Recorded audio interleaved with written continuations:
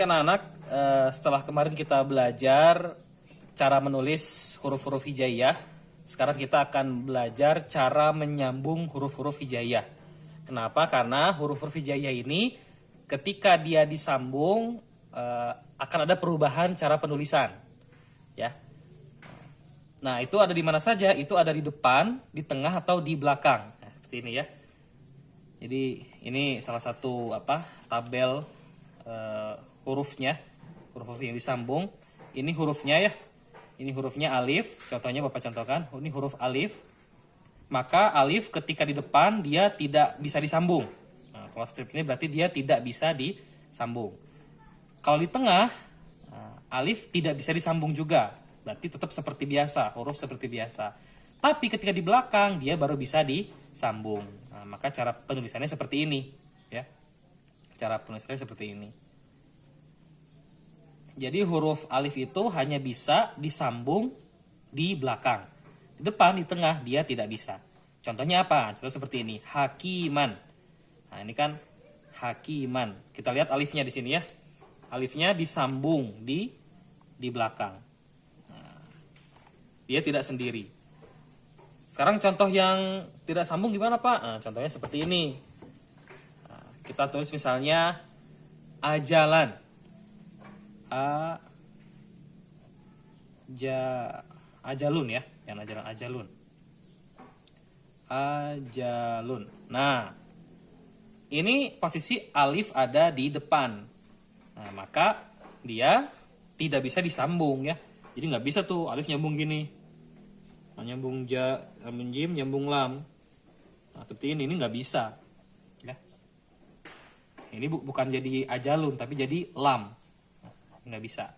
Kalau alif, dia hanya bisa di belakang saja.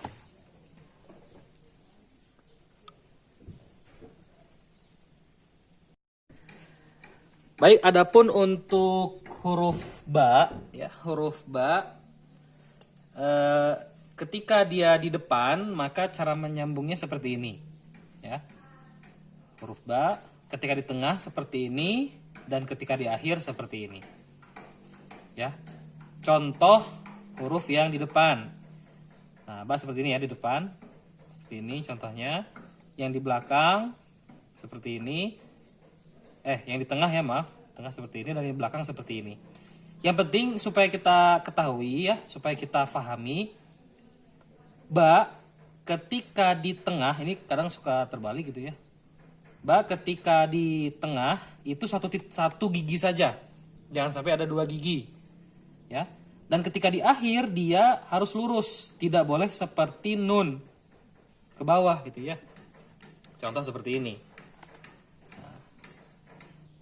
Katakanlah ini kita contohi apa ya? Ba di sini ngambilnya di sini ya. Waqoba. Ini waqoba. Waqoba. Kita contoh yang belakang dulu, yang contoh yang salah seperti ini ya. Nah, dia seperti ini. Nah. Ini salah. Ya. Ba-nya tidak boleh seperti ini ketika di akhir, di belakang. Dia harus lurus, ya. Seperti huruf awalnya, huruf dasarnya. Wa ko ba. Nah, ini baru yang betul. Ya. Dan ketika di tengah itu giginya satu aja. Jadi kalau di depan giginya 1, di tengah giginya 1, ketika di belakang itu giginya 2, gitu ya. Contoh gigi 1 gimana? Nah ini di depan. Nah, ini giginya 1, sini ya. Ketika di tengah, nah giginya juga 1. Ketika di belakang, dia giginya ada 2. Tarik gini, kemudian sini. Nah, 1, 2. Gitu ya. Itu supaya diperhatikan. Begitu juga sama dengan huruf ta dan huruf fa. Karena dia masih satu jenis ya. Jadi tinggal menambahkan titik saja. Huruf ta, huruf fa juga sama seperti itu. Adapun yang selanjutnya itu huruf jim. Huruf jim, huruf jim ketika di depan dia seperti ini, ya. Di tengah seperti ini, di akhir seperti ini. Ya, supaya diperhatikan. Contohnya, ja'ala, lihat. Jadi kita membuat huruf jimnya nggak selesai sampai bawah ya, tinggal disambungkan dengan di depannya. Kemudian ini di tengah, kemudian di akhir. Bapak contohkan cara penulisannya. Jim yang di awal. Kan jadi cara buatnya gini. Jim yang awal kan jim huruf seperti ini ya. Kemudian di ke bawahkan. Nah, seperti ini. Nah, kalau mau buat jim yang sambung, yang di awal di depan, buat atasnya dulu, jangan ke bawahkan, langsung sambungkan. Nah, seperti itu, ya. Sambungkan dengan ain, kemudian dengan lam. Ja'ala. Setelah itu apalagi tengahnya al-jannah. Nah, juga ketika menyambung huruf jim di tengah itu jangan langsung disambung ya, tapi diangkat dulu. Contoh yang di tengah al-jannah. Alif, lam. Nah, ini lepas dulu. Baru buat kepalanya. Al-jannah.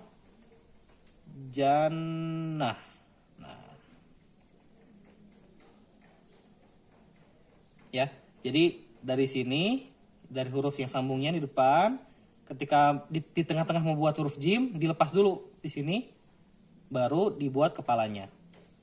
Kemudian sambung dengan huruf selanjutnya. Juga jim yang akhir ya. Kalau jim yang akhir juga sama dilepas, jangan langsung disambungkan. Ini maksud Bapak langsung sambungkan seperti ini ya, contoh nih yang tengah. Kalau langsung disambungkan seperti ini. Nah, misalnya gitu, dia bikin. Nah, ini ada yang bikin seperti ini. Nah, ini jadi kurang tepat. Karena tidak sesuai kaidah. Tapi dilepas dulu. Ketika di sini dilepas dulu, baru lanjut jimnya. Begitu juga dengan yang akhir. Yang akhir sama, yang akhir juga dilepas dulu ya. Contoh yang akhir itu apa di sini?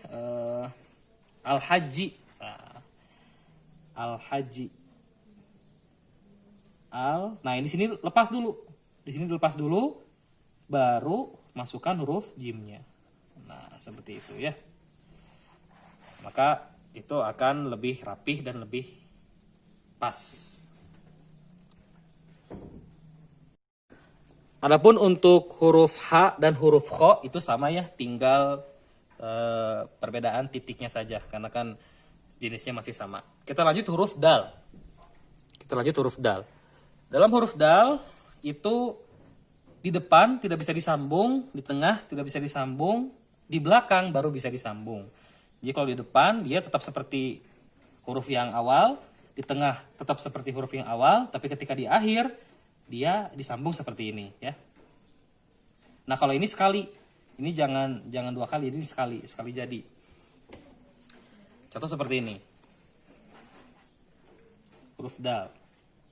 Nah, sekali jadi ya. Kalau tadi kan jim dilepas ya, kalau ini nggak dilepas, langsung sekali jadi. Ke sini pertama, terus ke atas, kemudian dikebawahkan.